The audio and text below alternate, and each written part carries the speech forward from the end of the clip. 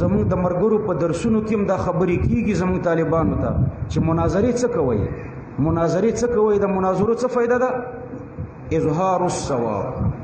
حکم د مناظرې ګوره دا دی چې المناظره فی العلم لنصرة الحق عبادة، د حق د دفاع لپاره مناظره عبادت دی.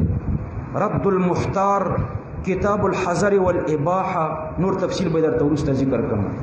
المناظره فی العلم لنصرة الحق عبادة، مناظره په علمی مباحثو کې په علمی میدان کې د حق د دفاع لپاره دا عبادت دی.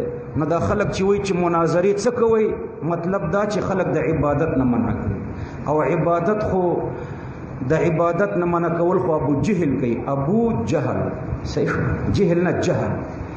ابو جهل به خلک د عبادت نه منع کول، نو دوی نه پوهیږي بیچارهګان. نو دا د علم د مناظرې تعریف.